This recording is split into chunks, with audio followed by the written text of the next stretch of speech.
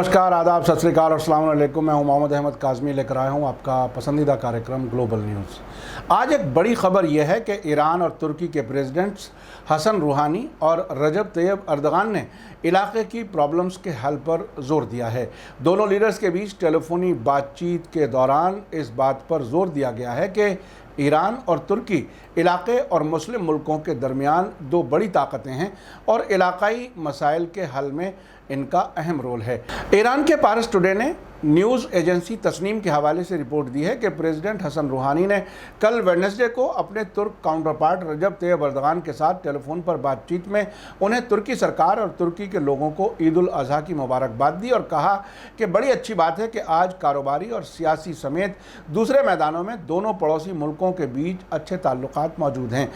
आपको बता दूं कि ईरान और तुर्की के प्रेसिडेंट्स के बीच ऐसे वक्त में बात हुई है जबकि तुर्की ने अफगानिस्तान की राजधानी काबुल की एयरपोर्ट की सिक्योरिटी के लिए अपनी फ़ौजें वहां बाकी रखने के लिए रजामंदी दिखाई है, जबकि तालिबान इसकी सख्ती से मुखालिफत कर रहे हैं।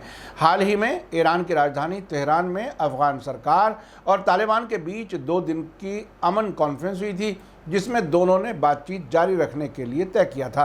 प्रेसिडेंट हसन रूहानी ने ईरान और तुर्की को इलाके और मुस्लिम दुनिया के 2 अहम मुल्क बताया और कहा कि इलाके की प्रॉब्लम्स के हल में दोनों का अहम रोल है और दोनों एक दूसरे से कोऑपरेट करके इस सिलसिले में मददगार साबित हो सकते हैं। हसन रूहानी ने दोनों मुल्कों के बीच कोऑपरेशन जारी रखने और दोतरफा ताल्लुकात को और फैलाने और गहरा करने की ज़रूरत पर जोर देते हुए कहा कि मुस्लिम मुल्कों को जिन मसाइल का सामना है उनके हल के लिए ईरान और तुर्की ज़िम्मेदार रोल निभा सकते हैं और दोनों एक दूसरे की मदद कर रहे हैं और ये बातचीत के ज़रिए से इलाकाई प्रॉब्लम्स के हल में मदद कर रही है।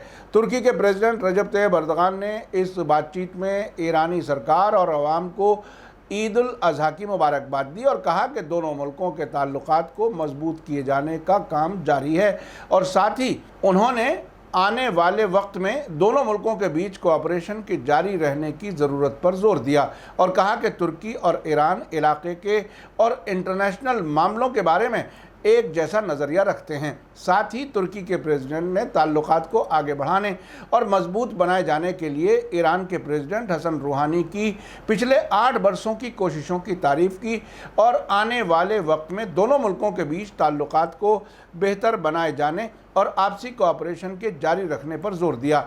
हाल ही में ईरान में हुए इलेक्शन में इब्राहिम रईसी नए प्रेसिडेंट बने हैं जो 3 अगस्त को अपने ओहदे को संभालेंगे। हसन रूहानी 4 साल के 2 टर्म यानी 8 साल के लिए प्रेसिडेंट रह चुके हैं।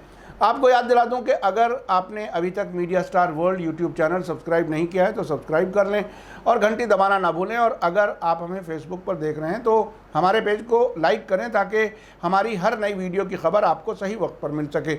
आखिर में आप बताइए कि क्या ईरान और तुर्की के नज़दीक आने से मुस्लिम मुल्कों के बीच मसाइल हल हो सकते हैं? आप अपनी राय कमेंट्स में लिख सकते हैं। इसी के साथ मुझे दीजिए इजाज़त। ग्लोबल न्यूज़ का ये एपिसोड आपको कैसा लगा कमेंट्स में ज़रूर लिखें। थैंक यू, धन्यवाद, शुक्रिया। जय भारत, जय हिंद। मीडिया स्टार वर्ल्ड की और वीडियो देखने के लिए हमारे चैनल को सब्सक्राइब करें और सीधे नोटिफिकेशन पाने के लिए बेल आइकन दबाएं। और अगर हमारी खबर सच्ची और अच्छी लगे तो अपने व्हाट्सएप, इंस्टाग्राम, फेसबुक और ट्विटर अकाउंट पर ज़रूर शेयर करें।